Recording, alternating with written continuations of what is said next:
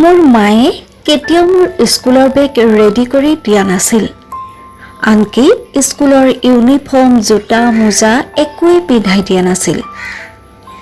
কিন্তু মই মোৰ ল'ৰা-ছোৱালীক বহুত ভাল পাওঁ। সেইকাৰণে ৰাতিপুৱা সোনকালে উঠি খুৱাই বুৱাই সকলো ৰেডি কৰি স্কুলত থৈ আহোঁগৈ। স্কুলৰ পৰা অহাৰ পাছত ডিমাণ্ড দিয়ে মই মামাৰ ঘৰত যাম। লৈ গ'লোঁ, কাৰণ মোৰ মাৰ ঘৰটো মোৰ ঘৰৰ একেবাৰে ওচৰতে। মাৰ ঘৰত আমাৰ কাপোৰ কানি দুযোৰমান থাকেই।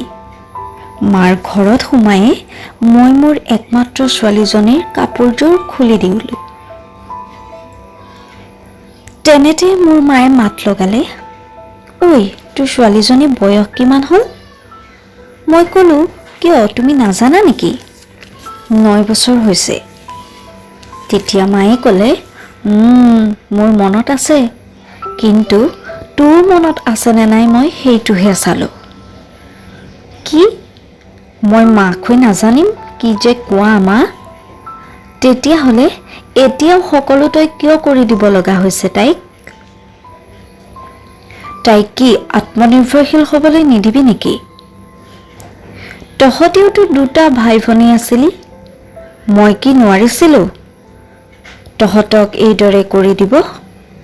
কিন্তু জানি বুজি কৰি দিয়া নাছিলোঁ, কাৰণ মই বিচাৰিছিলোঁ তহঁতে নিজৰ কাম নিজে কৰ।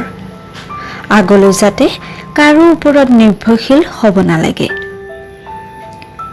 মোৰ যদি কেতিয়াবা কিবা হয় তহঁতে যাতে ভাঙি নপৰ, সেইবাবে তহঁতক মই সৰুৰ পৰাই নিজৰ কাম নিজে কৰিবলৈ শিকাইছিলোঁ। তেতিয়া মই ক'লোঁ, মা তাই শিকি যাব, ডাঙৰ হৈছেহে। তেতিয়া মায়ে ক'লে, শিকিব ঠিকেই, কিন্তু তাইক শিকাৰ বাটটো যে তয়ে দেখাই দিব লাগিব। অতিৰিক্ত ভাল পোৱাই কিন্তু সন্তানক বিপথে পৰিচালিতও কৰে। সকলো জানো, তথাপিও 10 বছৰ বয়সত তোক ভাত ৰান্ধিবলৈ পাকঘৰলৈ পঠাইছিলোঁ। নিজৰ খোৱা যাতে নিজে বনাব পাৰ সেইবাবে। মই কেতিয়াবা অসুস্থ হ'লেও যেন তহঁতে নিজৰ খোৱা নিজেই বনাব পাৰ। তোৰ ভাইটিকো সৰুতে সকলো শিকালো বুলিয়ে আজি সি বিদেশত থাকি অকলে সকলো চম্ভালি আছে। কোনো সমস্যাই হোৱা নাই। সৰুৰ পৰাই ল'ৰা-ছোৱালীক নিজৰ কাম নিজে কৰিব দিলে ডাঙৰ হ'লে একো অসুবিধা নহয়, একো চিন্তাও নাথাকে। হঠাৎ মোৰ মনত পৰিল, মোক সৰুৰ পৰাই মায়ে এটা এটাকৈ কাম শিকাইছিল, কৰিব দিছিল। মই মোৰ ছোৱালীক একোৱেই কৰিব নিদিওঁ।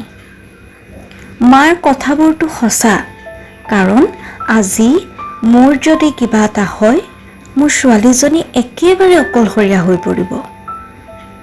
একোৱেই কৰিব নোৱাৰে, কি কৰিব, কি খাব? উফ, ভাবিলেই বুকু কঁপি উঠে। যোৱা বছৰ যেতিয়া মোৰ বেমাৰ হৈছিল তেতিয়াতো ছোৱালীজনীয়ে নিজৰ হাতে ভাতকেইটাকো খাব পৰা নাছিল। ঘৰৰ আন মানুহে খুৱাবলৈ আহিলে নাখায়। তাইৰ দেউতাকে বহুত কষ্ট কৰি অলপ খুৱাইছিল। মানুহৰতো জীৱনৰ ভৰসাই নাই, কেতিয়া কি হৈ যায়। সেইবাবে সন্তানক নিজৰ কাম নিজে কৰিবলৈ দিয়ক।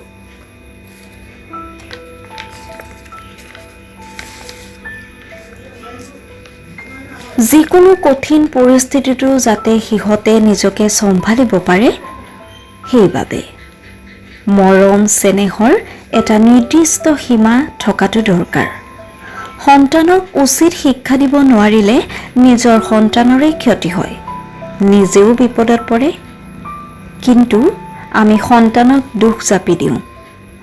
অতিৰিক্ত একো বস্তুৱে ভাল নহয়। সন্তানৰ ভালৰ বাবে অলপ কঠোৰ হোৱাটো প্ৰয়োজন, যিটো মোৰ মায়ে কেতিয়াবা শিকাইছিল। অথচ মই পাহৰি গৈছিলোঁ। অকল মই কিয়, এনে বহুজনে পাহৰি আছে সন্তানৰ প্ৰতি অতিৰিক্ত ভাল পোৱাৰ মোহত। তেতিয়াহ'লে আজিৰে পৰা সন্তানক সৰু বৰ সকলো কাম এটা এটাকৈ কৰিবলৈ দিয়ক। সন্তানক স্বাৱলম্বী হ'বলৈ শিকাওক।